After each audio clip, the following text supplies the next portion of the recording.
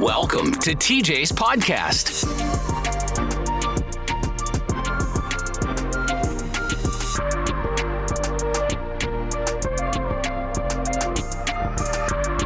Hello. We got it, Rob. We got it. Thank you, though. All right. Hello. Good morning. That's something I really started on this past weekend's Small Town Adventures.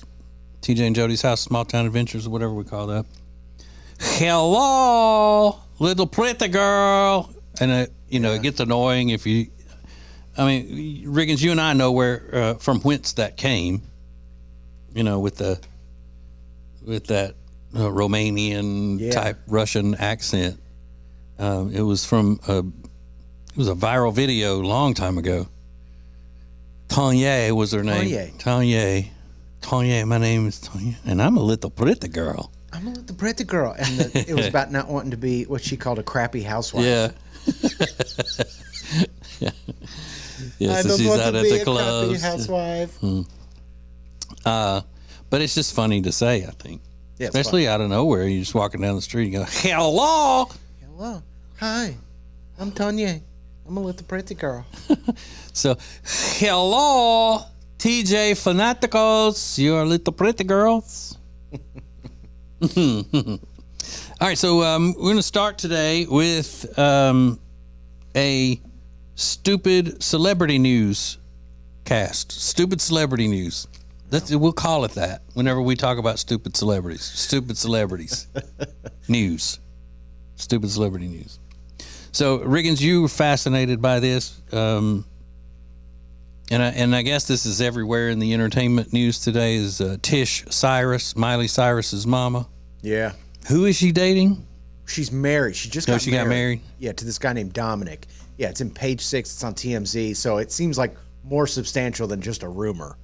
Uh-huh. They say there's a rift now between Tish, her husband, and the rest of the family because the story is that Tish's daughter, Miley Cyrus's sister, Noah, younger sister, was dating Tish's now husband before Tish started dating him and eventually married him. Oh. Now, Noah, she's got to be, 23 to 25. Mm-hmm. But Tish has been married probably a year or so. And this guy is like Tish's age. I mean, he's like gray hair. Yeah, so then that's another redneck fact to it, or white trash fact, is that he was too old to be dating Noah to begin with, right? Yeah. And then now he's married to Tish. Yeah. And they say that Noah is estranged from the family because obviously, her mom is dating, her ex-boyfriend or whatever, or married to her ex-boyfriend, and didn't show up to Tish's wedding. How weird would that be, though? It's so weird. And it's not like, they still live in a small town in Tennessee or anything like that. I mean, these are big city people. There are a lot of fish in the sea. Yeah. And you got to end up with your daughter's ex-boyfriend. But the mentality seems to me like they just never got out of it. Billy Ray is now married to what? That Fire Rose. Yeah, hillbilly hippie is what she would be considered. Kind of, yeah. And it's like, well, you've been out of that light. I'm not saying there's anything wrong with that, but it's like, I don't know. It's just there's something bringing them back to wherever they're from. I just can't imagine my daughter, saying, Mom, why are you marrying my ex-boyfriend? No. No. It's crazy. And a lot of people were pointing out that Miley Cyrus, when she won her first Grammys a couple weeks ago, thanked everybody in her family except her dad. So I don't know what's going on with Billy Ray's relationship with the kids and whatnot. But maybe it has something to do with Miss Fire Rose. Maybe. I mean, you remember that when that Billy Ray Cyrus picture with Fire Rose came out because they had they gotten engaged or they just gotten married like out in the woods or something? Yeah, I think they were engaged. Yeah. It looks so ridiculous. He's got his braids, like his Pippi Longstocking braids, and they're talking about how they're each other's like wolf moons, in partnership. It was like some wacky. And she's a lot younger, right, than he is. Yeah. A musician, and I think they started because he was going to like sort of mentor her as her singing advisor, and they end up falling in love. So many relationships start that way. Yeah. Well, I was mentoring her. Oh, okay. Yeah. So. That's the way Celine Dion and her husband Renee, right? Didn't they get started that way? Because she was a teenager. He was their manager or something. She was like 16 or something. I was thinking like 13 or 14. Yeah. Now it never said they did anything while she was a teenager, but they fell in love, as she became an adult. That would be weird too. Yeah. If you've been basically a father figure to a teenage girl, and then the minute she becomes an adult and legal, you start dating her and fall in love. Yeah, and I guess they don't get as much scrutiny because they stayed together. Yeah. Until he died. I guess. Yeah, they kind of skated over that. Mm-hmm. Because they're rich and famous, and because women love Celine Dion. Oh, that's interesting. If their fan base, if a celebrity's fan base is not even a majority, but a large part women, celebrities get a bigger pass more often for trashy behavior. Yeah. Like, look at Bradley Cooper. What was that we had today about him? What did he do? Talking about his kid on the podcast. So he had to learn how to love his kid. Basically. Yeah. But his fan base, they're women. Yeah. A lot of them. He'll get a pass for that. Yeah. And looks has a lot to do with it too. That's why he has such a big woman fan base. Yeah. And he's now dating. He's got to be or close to 50, somewhere in his 40s probably. He's dating Gigi Hadid, who is in her 20s. Mm-hmm. So, but like that Renee and God rest his soul, and Celine Dion situation. If the roles were reversed, and let's say it was, I don't know, Scooter Braun as the manager, and then he was the manager and agent and all of that kind of stuff for a teenage pop star, made her into a star, remained her agent and manager until she turned 18, and then they started dating and fell in love and whatever. It wouldn't receive the same type of treatment as Celine Dion's situation. I mean, people would be calling him all kinds of, bad. Oh, he groomed her and. And why's your name Scooter anyway? Right. I knew something was off about him. It's a valid argument. Why are you still named Scooter? But if women like you more, that's your big fan base, you get a pass on things. Yeah. On trashy behavior, yeah. Yeah. And you said that there was something that fascinated you about Ricky Martin. That he announced it, and he was talking about it in an interview or something, that he has a foot fetish. He's got a foot fetish. Ricky Martin. Yeah.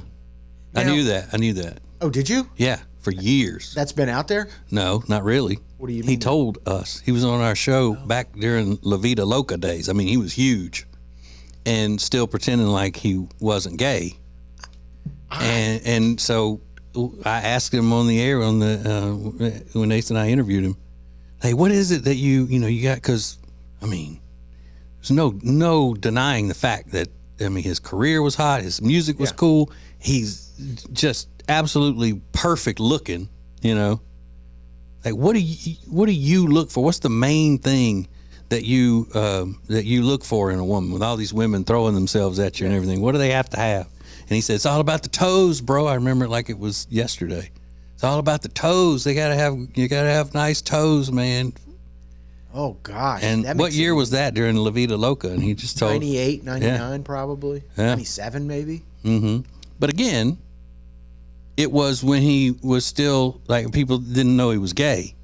I never knew he was gay. Never. And everybody was like, how would you not know? When did you find out? When I was working as an intern on the show. There was I won't say who it was, but there was a manager in for another popular celebrity at the time. And I walked into a conversation and they were talking about celebrities that had been on the show, and Ricky's name was brought up. Mm-hmm. And she goes, well, yeah, he's gay or something like that. And I guess my reaction to it was so over the top. She goes, you didn't know that? I was like, I've never heard that, never even had an inkling that he was gay. He's in that La Vida Loca, women, they're pouring candle wax on each other. It was like a very sexy thing. I just never even had an inkling that he was gay. And, I didn't really either until he came out, because people don't understand this, who always accuse everybody of being homophobic when they're not, that people don't sit around all the time and try to figure out whether somebody's gay or not, or out them or anything like that. Straight people don't do it. We're not out there doing that. So I didn't even think about it. I thought, well, he's got, this or that that's maybe a little effeminate or whatever, but Garth Brooks has some effeminate mannerisms and things. Sure. I never thought he was gay. No.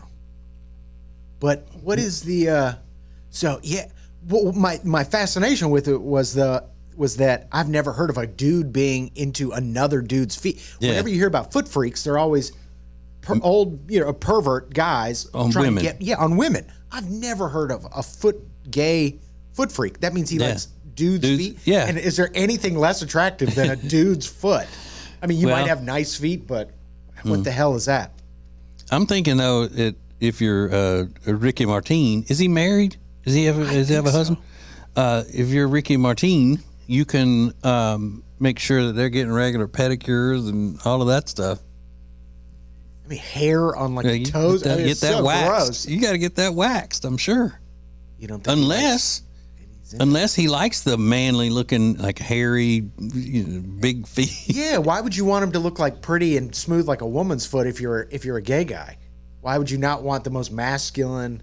Well, I'm just going by Ricky Martin and the type he is. He's a smooth, I guess. pretty guy. I don't know what his husband looks like. Let me see. He might look like old Hank that works down at the Shell station. Wouldn't that be cool? if it's beautiful Ricky Martin, because he is good looking. I mean, there's no doubt about that. And he comes out and he's got a guy on his arm for an award show, like the Latin Grammys or something. It's just this big old fat burly guy. Hey, how y'all doing? Hey, this is my husband Daryl. How y'all doing? Yeah, that would be weird. But the first thing that when I knew that Ricky Martin was gay, I don't think he had announced it yet. But I saw some pictures of him in the Us Weekly magazine doing Taibo on the beach in some trunk style swimsuits. In a trunk style swimsuit. The shorty, sporty. And tight, yeah. Yeah. like shaped like briefs. Oh, Not a Speedo type, but more like if you're wearing briefs or like short boxer briefs. Yeah. And I said then, I bet, Ricky's gay. That's what tipped you off. He's doing Tai Chi on the beach in that outfit. Oh, Tai Chi. You said Tai Bo. Oh, no. Seeing anybody doing Tai Bo on the beach, I'm like, you're gay. Really? So that tipped you up. But he was not with a woman when he was hot in the late 90s? He was never... See, that was, one of the things that, everybody, would say, why is, he's so good looking. He's got all these women at his disposal. Why is he not settling down with somebody? Or why is he not... But I don't remember, because I didn't worry about it that much. I don't remember whether he had a girlfriend. Elton John used to be married and stuff. So did Freddie Mercury. So Elton John was married to a woman? Yeah. Really? I didn't know that. I'm pretty sure. Yeah, he didn't. Elton John didn't come out until after he was already a star. Really? Mm-hmm. But yeah, I can't remember if Ricky Martin had a girlfriend or not. For public reasons. Yeah, Rosie O'Donnell dated a guy for a couple years. Yeah. Lucky guy. Was that back when Rosie was still funny and likable? Yeah. Okay. Well, she's getting kind of back into the likable. Like the older she's gotten, I think the more she realizes how politically stupid she was for so many years. Because I've seen some things of her where she sounds, kind of like a rational person. Mm-hmm. Oh, I used to love her when I was a kid. Yeah. She was so fun. She would have said you were a cutie patootie. Cutie patootie. Mm-hmm. But yeah, her afternoon talk show was, I mean, that was huge. Yeah. Huge.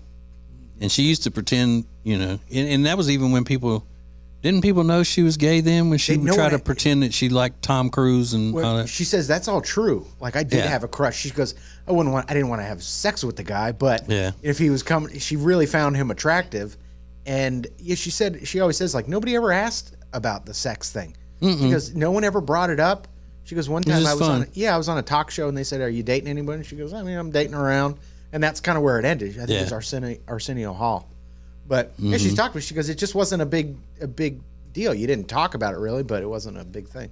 I don't know that I've ever asked a celebrity about their love life, unless it was public. Like, you know, they were out there dating someone who was famous, or if they're married to a famous person, anything like that. But I wouldn't, you know, if just asking a celebrity in an interview, are you dating anybody?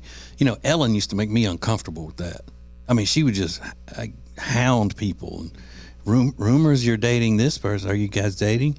And then they obviously didn't want to talk about it. And then they would go on to something else, and she'd bring it back up. Like, everybody wants to know. And you're taught that's what you're supposed to do when you're interviewing a celebrity. You got to get the information that people really want to know about. But I look at it like, I want to get information that I want to know about. Yeah, I get you know, because, you know, I don't like confrontation anyway.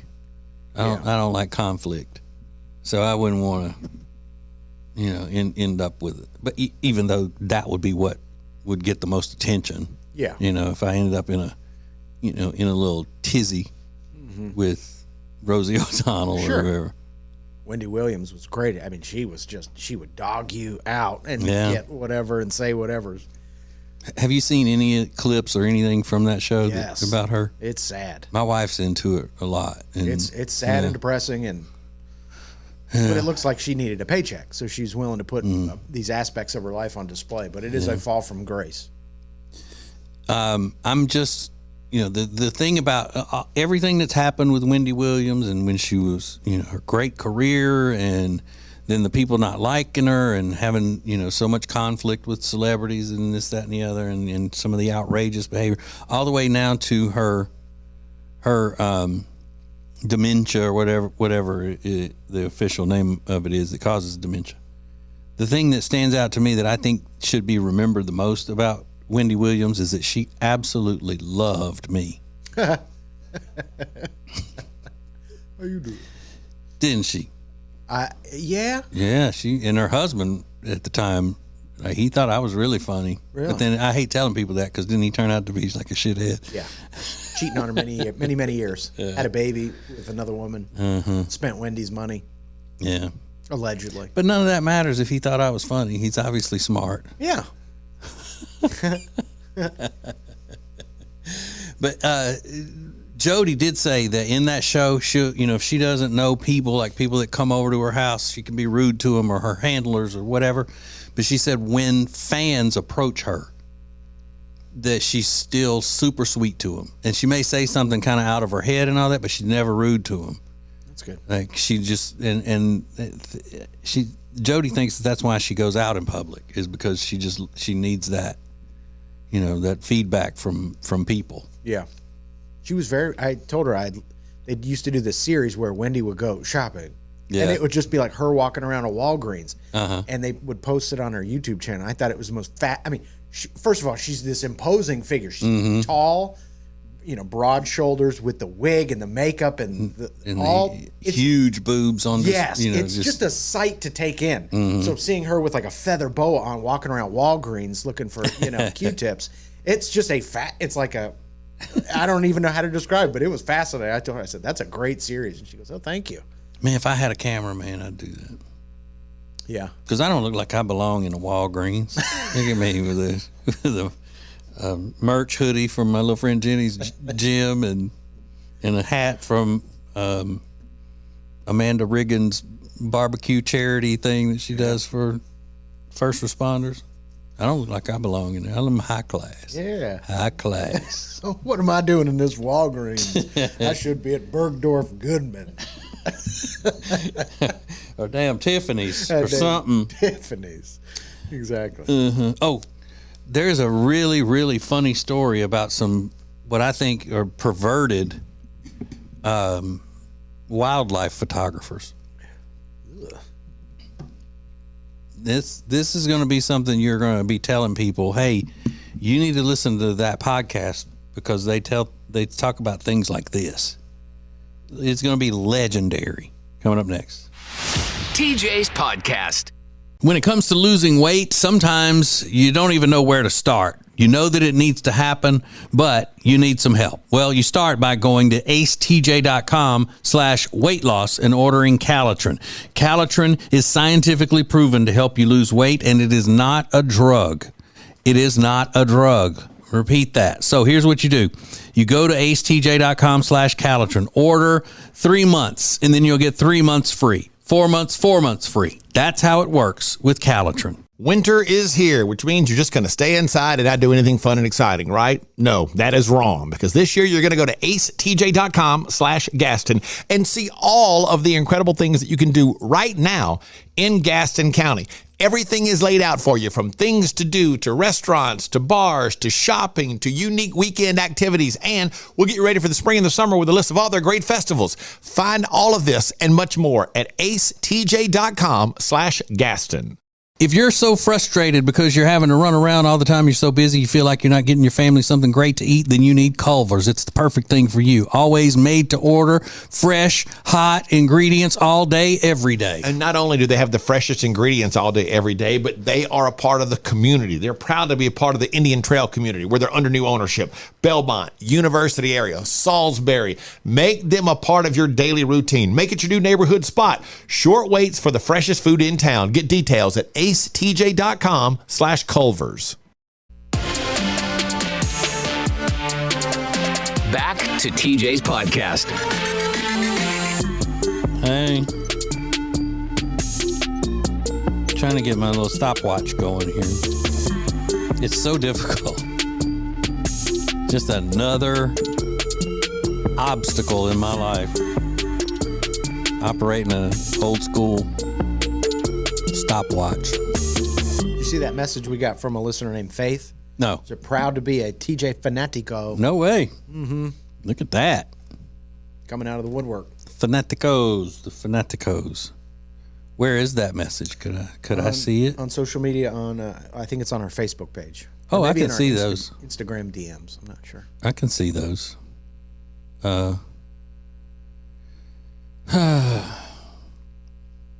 So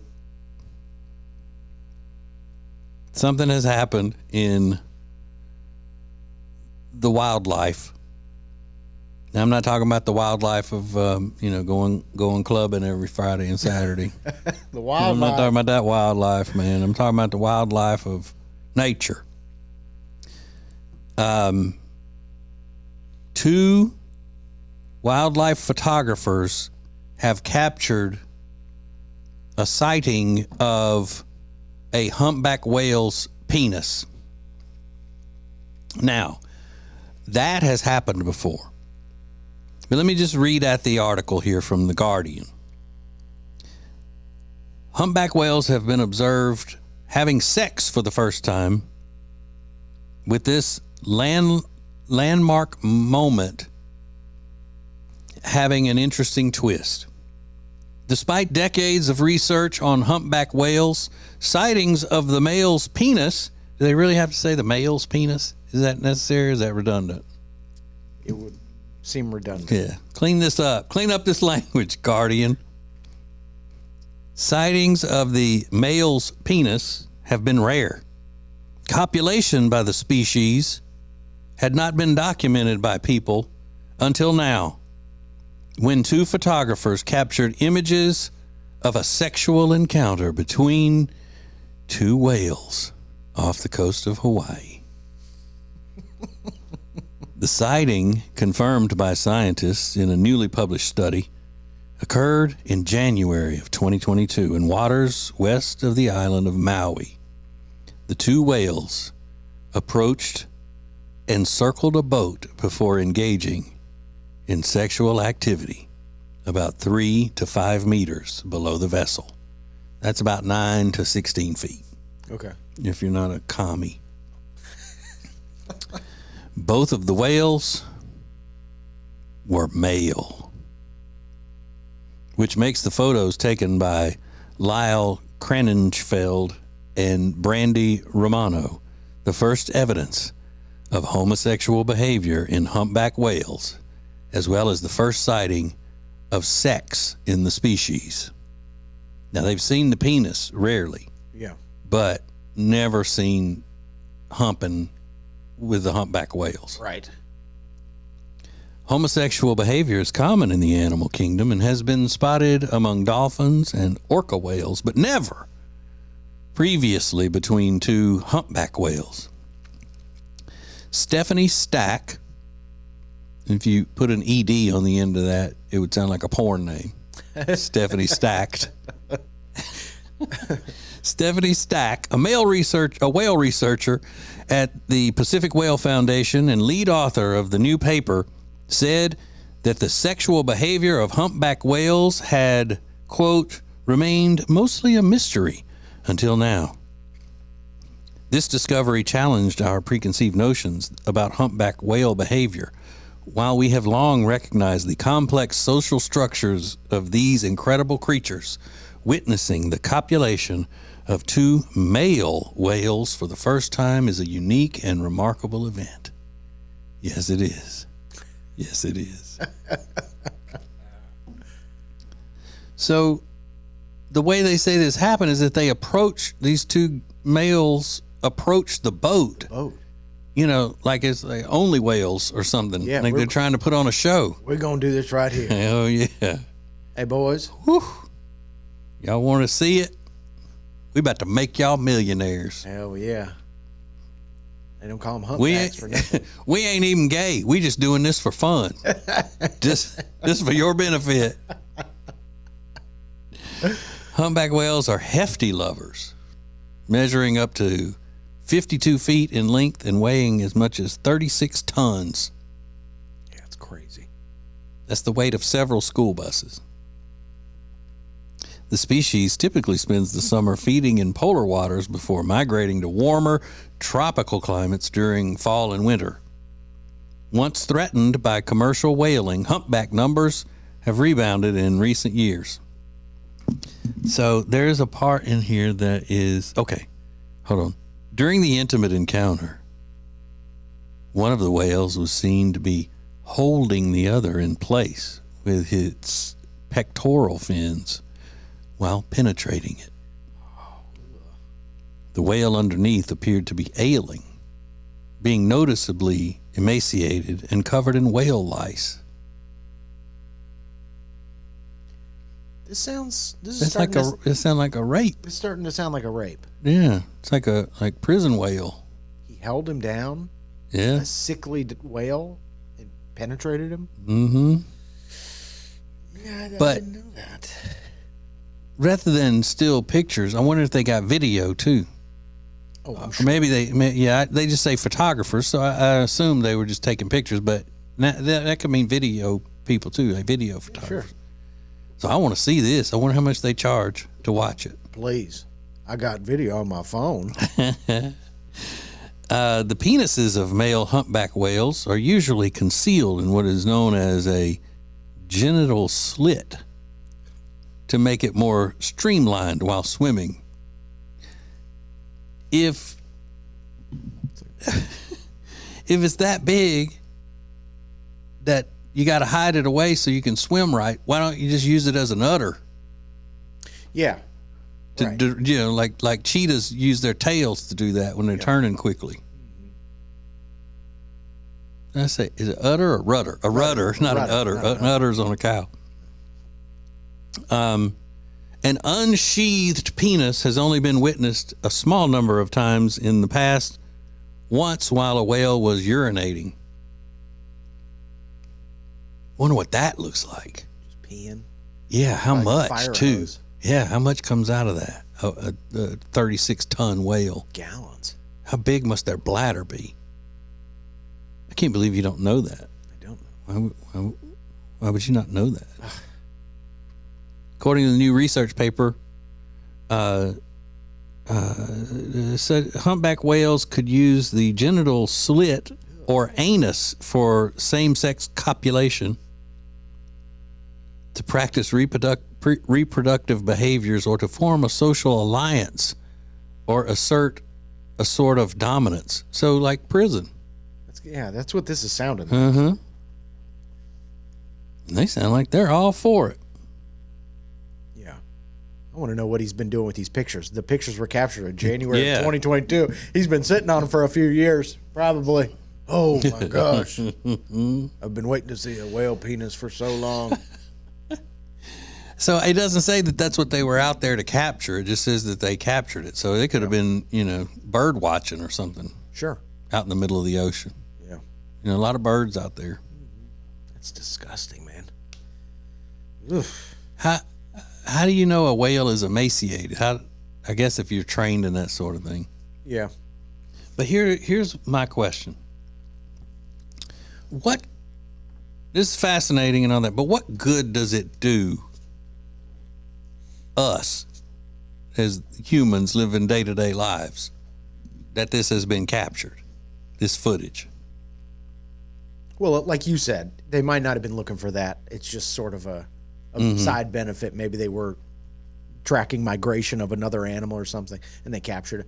But I don't know. If you gather enough research about their penis, maybe you learn something about other people's penises. You don't think they're just a bunch of perverts? I mean, sitting on the pictures for 2 years seems a little pervy to me. Why wouldn't you just hand those over the moment you got back on land? By the way, I got to tell y'all, 2 years ago, I did capture something you've been wanting to see, the genital slit. Or is it the other people? They came out and said, look what we got. And they go, we need to study that for a while. They're the ones to authenticate it and do all of that. I need to study this at my one-bedroom apartment. Yeah, I need to make sure that is an unsheathed penis. This is so rare. Sure. Yeah, I don't know. What is that? And I like what is the nature. benefit? I don't know. I like nature shows and things like that. But I've noticed that in Shark Week, they go out there and they got all this money they're spending on researching these sharks. And okay, well, they can jump out of the water. All right. Now, how are we using that in human life to better human life? I don't know. Just for entertainment. And stuff like that. You keep up with this kind of stuff more than I do. Yeah. But do animal rights activists, PETA people and all of that, do they come down on these people who make these documentaries for using animals for entertainment? I don't know. Because they'll go out and make these documentaries that are just for Shark Week, things like that, and it's for entertainment. They're pulling them out of the water, they're tagging them, they're doing all this other stuff. Yeah, the mission is conservation, so they might take a... That's how they get out of it. Maybe. I don't know, though. I've never seen them make a statement about Shark Week or anything like that, but that's a good question. I bet they don't. I bet Shark Week gets a pass, even though that's what they're doing. They're just using it for entertainment. Yeah, but I bet Shark Week Discovery says, hey, whatever profits we make off of Shark Week, we're going to give it back to conservation efforts and things like that. So I don't know, though. No. That would be dumb if they did that. Why? Because they make so much money for the company off of that Shark Week and everything. Why would they give it to some shark conservation thing? Keep PETA off their ass. See, the reason that PETA is threatening to some people is because people have allowed it. They've allowed these nut jobs, these clowns, to disrupt their way of doing business and everything. It's like, we can't get the bad publicity from PETA. If people a long time ago would have just said, hey, you little waifs, get off my steps of my business here, But they catered to them, and okay. See, that's what comes from having to say that you've got respect for everybody's argument. I respect your argument. I don't play that. If your argument's just stupid, how am I going to have respect for it? If it's stupid and dangerous, I don't respect that. Yeah, I don't know. You don't throw blood on old celebrities for wearing fur coats and all that. Yeah. But in their name, I always think about it. It's like, who could be against it? It's People for the Ethical Treatment of Animals. Yeah. And you're like, Oh, yeah, that's me. I'm for the ethical treatment of animals, but then you find out they're, throwing blood and flour on Adam Levine. It's like, what is throwing flour on Adam Levine when he's walking the, red carpet? What does that do? I don't know. Nothing. They brings attention to it. They wouldn't do it to Dr. Dre. Maybe not. No, I know they wouldn't. You don't ever hear them doing anything to, back when rappers would show up in fur coats and things like that, they wouldn't do all that to them. They'd wait for one of the Golden Girls to show up at an event and throw paint on her. But that's the way they do, though. They'll pick all of these types of groups, pick these names that just make it seem like you're against the ethical treatment of animals. How horrible! And you always have to say, "I'm against the group," not the verb. Yeah.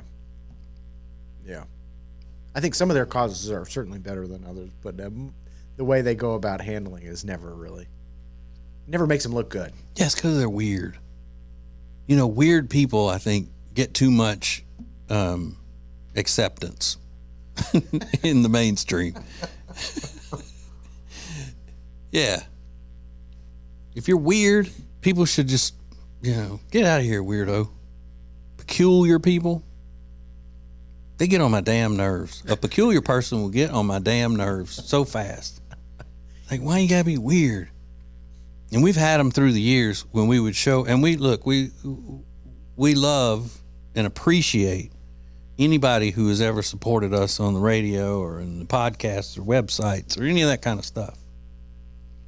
But there were certain people that would show up at events where we would be and just walk up and say hi and then stare at us like, okay, now you talk the rest of the time and entertain me, and I'm not going to respond to anything, and whatever.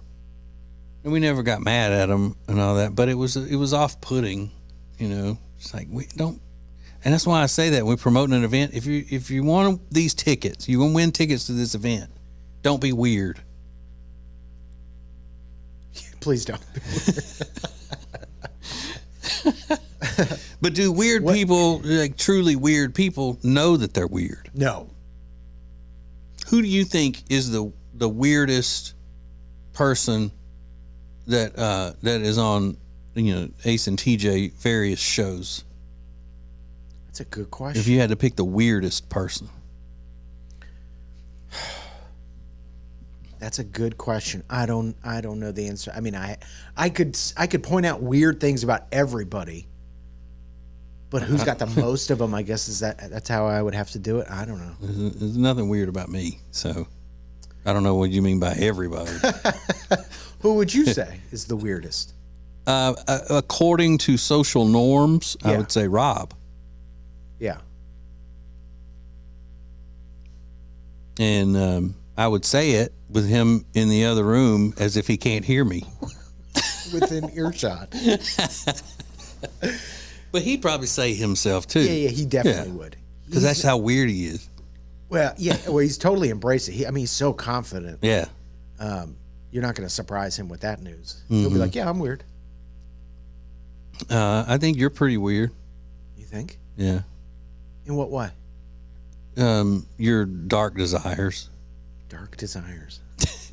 To see a male whale penis? Yeah. We don't know what goes on in that house. I think I'm the most normal. No way.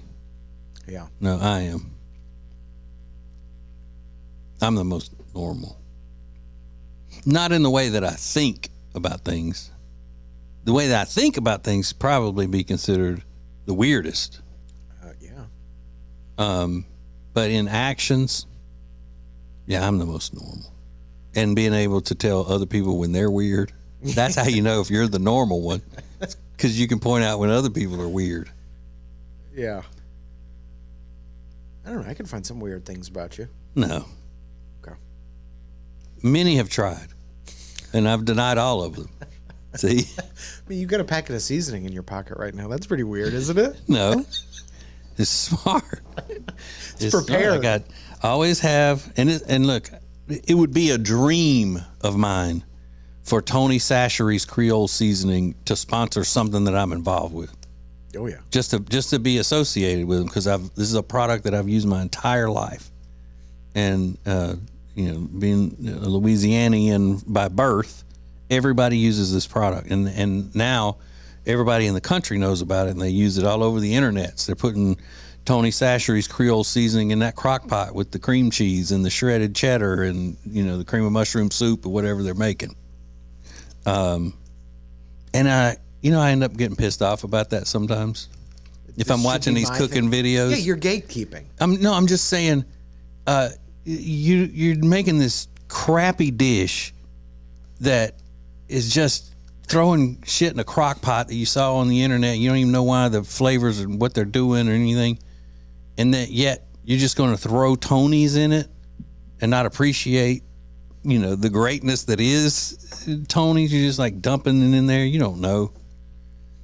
It's like, God, it's kind of like, if there was a guy one time that was on the news, it was a standoff. He had someone hostage, and they finally got him out. We lived in Huntsville. They got him out, and the news showed him being led away in handcuffs, and he was wearing an Ace and TJ t-shirt. And then, to me, that's like somebody who doesn't know how to cook using Tony's. You feel an ownership over it. Yeah, I get it. But I'm just saying that I went through all of that to tell you that I'm not saying this just because it's a sponsor, because they're not a sponsor. I wish they were. But these little individual packets of Tony Chachere's Creole Seasoning I take into restaurants and all with me. I always have one in my pocket in case a burger breaks out somewhere. And I need in case I just stumble upon a shrimp boil or a crawfish boil. Always ready. And you think that's weird? I think it's odd. It's odd. Come on. It's a little odd. You don't see that? It's eccentric. No, it's what do you call lovably quirky. Quirky. It is certainly quirky. Yeah. Beyonce, I got hot sauce in my bag. Swag. That's what she said. She carries hot sauce around with her. Yeah. You think she's weird? No. Beyonce? I do. She might be weird. I'll tell that to the Beehive all day. Y'all all weird. All of you. All right. We got to tell you about something that's happening on tomorrow's podcast that'll be a first. Since this is a brand new podcast, pretty much everything we do is going to be a first, and this will definitely be a first. It's going to be a little headache for Tech D Rob to get going, but, fingers crossed. We'll tell you what it is next. More of TJ's podcast is coming up. We're here with our old friend, Richard Toccato, the Richard Toccato Companies. Now, Richard, you just told me something very important that you wanted me to say, but I don't remember what it was, so can you say it for me? It was something about numbers and percentages and things that I don't understand. This is the best way for loan officers to keep the majority of the revenue that they earn every year, just like a real estate agent. Got it. Real estate agents pay what we call a cap in industry. Normally, it's around $16,000 to $20,000, and then after they pay in their commission to reach that for the company, they keep 100% of it. So we're going to do the same thing at Richard Toccato Companies. You as a loan officer are going to pay us a cap of $16,000, and everything else you keep, everything else you earn is yours. So real quick, an example: if you make $200,000 in a year, I'm going to take $16,000 of it, and then you're going to keep $184,000. The traditional model that loan officers work on now, they do $200,000 in revenue, and they keep about $80,000 or $100,000. Really? So this is going to change the game. We're going to do what other real estate firms have been doing for years, but we're doing it on the mortgage broker side. And this is something that's not being done anywhere. It's totally different. Totally different, not being done anywhere else. We're also going to have revenue share. So if you bring loan officers to us, you're going to make money off. You're going to make money from a downline, just like EXP or Keller Williams. Wow. So it's you got to check it out. Just go to workwithrichard.info. It's simple. Workwithrichard.info. See if it's for you. Give me a call. Let's have a conversation. Okay, you want me to try to say it? Yeah, you say it. Check it out. Workwithrichard.info. Hi, I'm Thomas Davis, and let me tell you why I'm a proud member of Team Neogenics. If your nagging pain is keeping you from being active, do something about it. Join the long list of pros and average Joes who have found relief with our stem cell and regenerative therapies. After trying all the others, I decided to try Neogenics. My knees and shoulders haven't felt this good since my college days. If you want to get back in the game, do what I did. Visit Neogenics, where all you have to lose is pain. Our nation's second president, John Adams, always slept on the left side of the bed. He believed this would increase his chances of having positive dreams and a more successful next day. That's why every mattress we sell here at Sweet Dreams Furniture and Mattress includes a left side. And for those that prefer waking up on the right side of the bed, our mattresses come with one of those too. This President's Day, you can save up to $500 on Tempur-Pedic sets. Only at Sweet Dreams Furniture and Mattress. Welcome back, world, to TJ's podcast. Ooh, thank you. Thank you very much for being a TJ Fanatico. I always love the tongue-in-cheek TJ Fanaticos. Yay.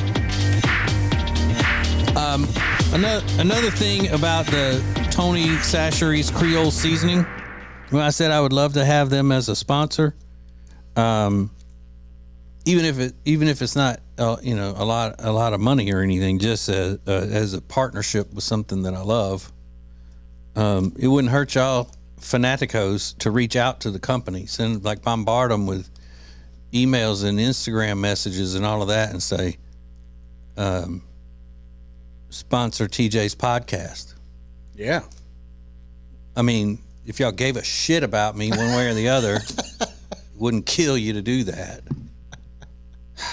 Are we not doing enough for you? We got 10 shows.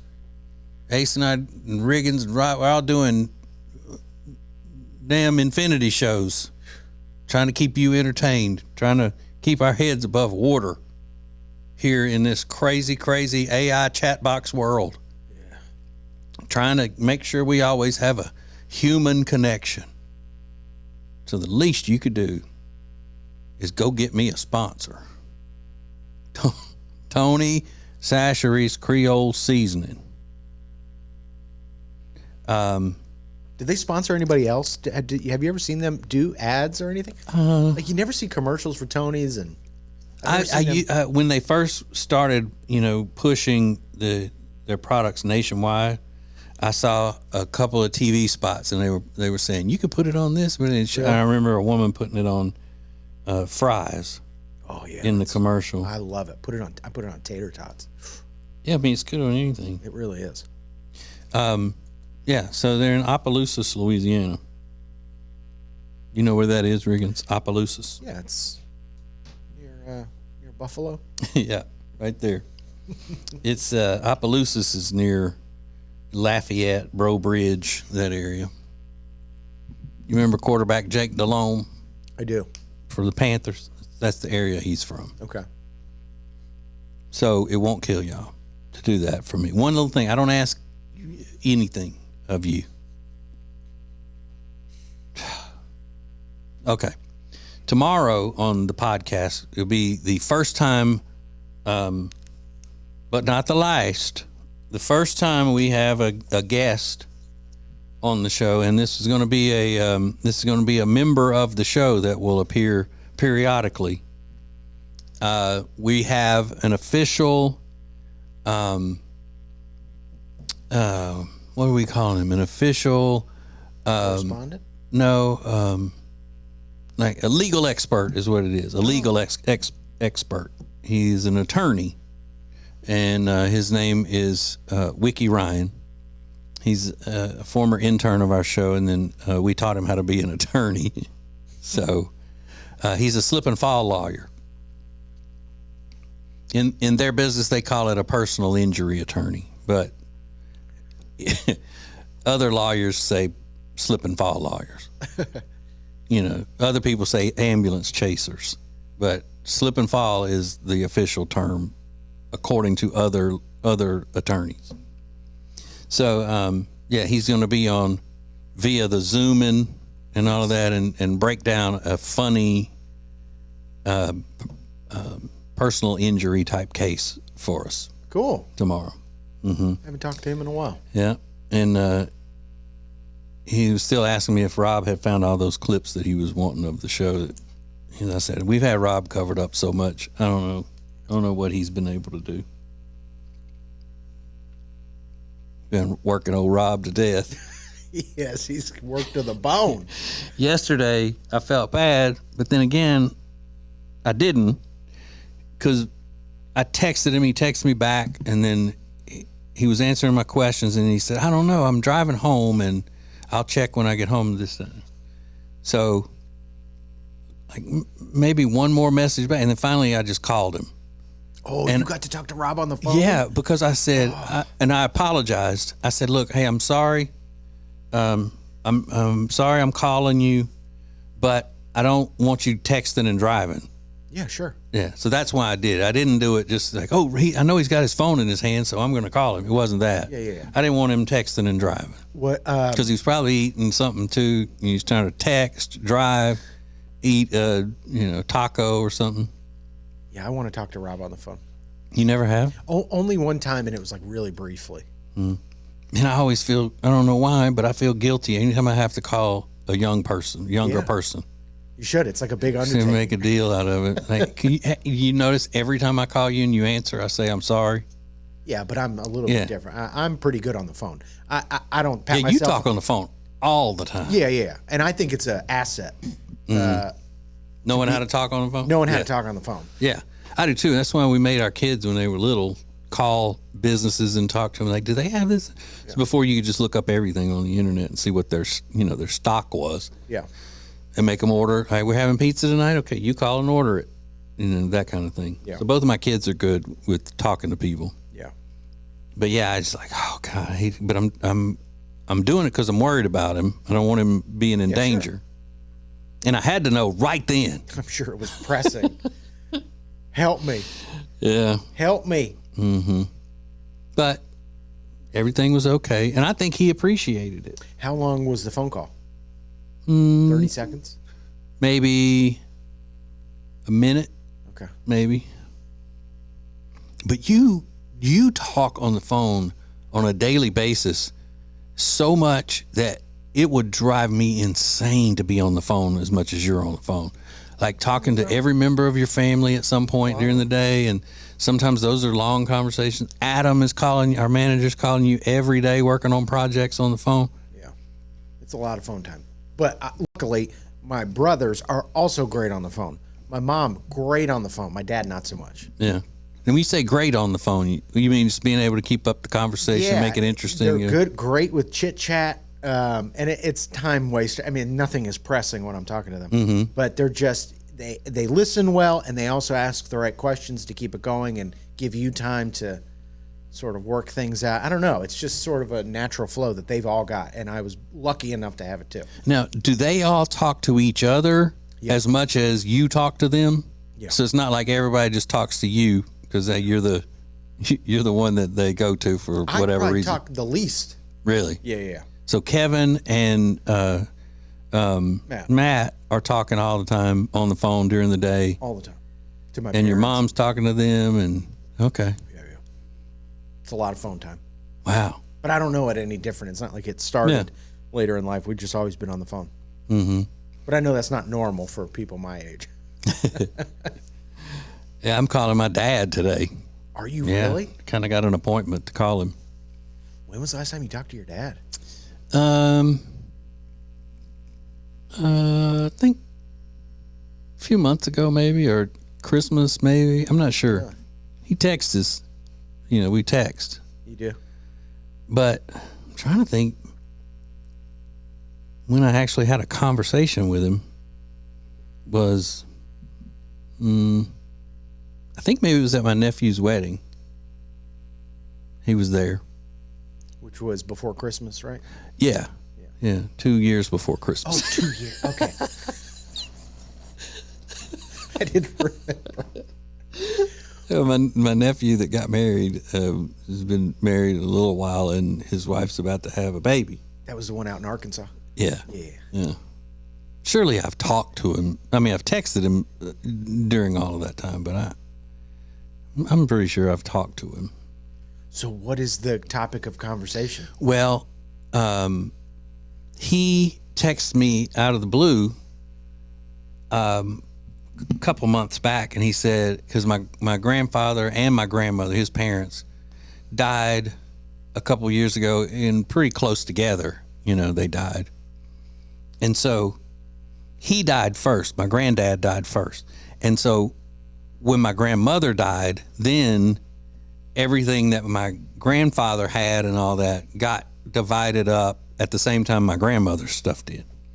So, and I told you that whenever I was visiting one time, that my grandmother told me that, you know, Jody was looking, I love this. And she said, well, turn it upside down.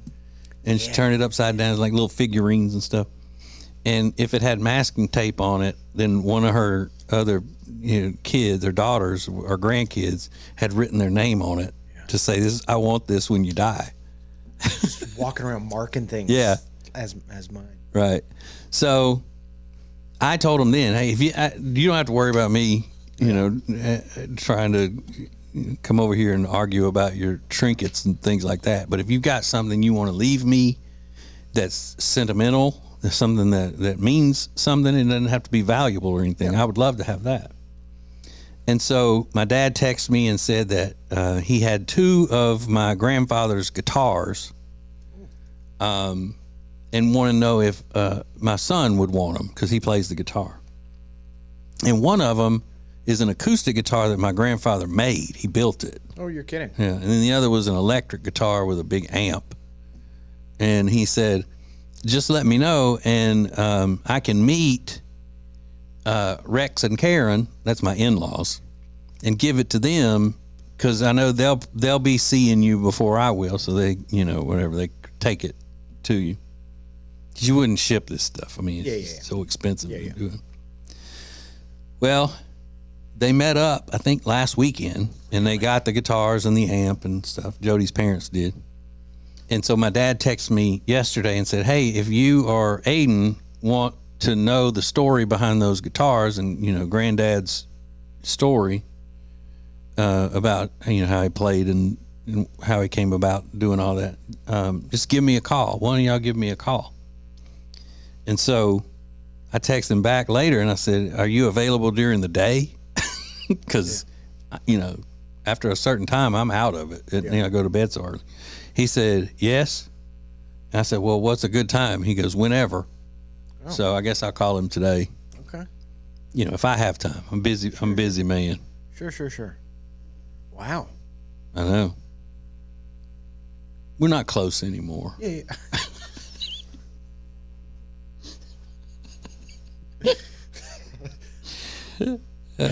Yeah. Now my nephew's about to celebrate his 25th anniversary. Yeah. And that's the last time I saw him at their wedding. Yeah.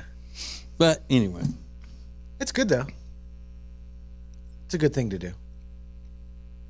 Yeah. I mean, I'm interested and I want to know if there's some kind of a story I don't know about my grandfather. There must be. Or this is a way of breaking re-breaking the ice again. But both of my grandparents, like his parents, were brilliant. They just IQ through the roof. Hers a little more than his, but both just like my grandfather could do anything. And my dad's the same way. So if he decided, hey, I'm going to learn to play the guitar, he'd play the guitar. You know what? I need to build a guitar, and he could do that. I mean, it's just one of those kinds of people that just look and go, yeah, I think I can do that, and then do it. Like I am when it comes to building things and just like and tinkering with an old motor or something. Yeah, that's you. So Riggins is all fired up about. Did you just find this guy on the internets? Yeah. I look around. I'm always on the internet, social media, and things like that. There's a guy. He's got like 40,000 followers, and his name is Bobby. And his thing is. All he does is collect new and vintage box fans. He's called Bobby the Fan Collector. And I was like, they have to be box fans. I'm pretty sure they're all box fans. And Okay. I always think of Rob with his box fan, that he takes everywhere with. But here's a clip of Bobby, the fan collector. Hi everybody, so I got some fans running today and I'm going to show you which ones I got running. Over here we have an 86 Galaxy box fan model 3713 running on medium. The 2001 Lasco Premium box fan model 3723 running on medium. The 2004 Duracraft 12-inch oscillating table fan running on high. Yeah. Blowing up some nice cool air in my room here. And last but not least, we got the 1995 Windmere 12-inch rotating grill box fan running on high. It's a 60-degree day out, so I figured I'd run some fans today, so hope you enjoy it. Bye-bye!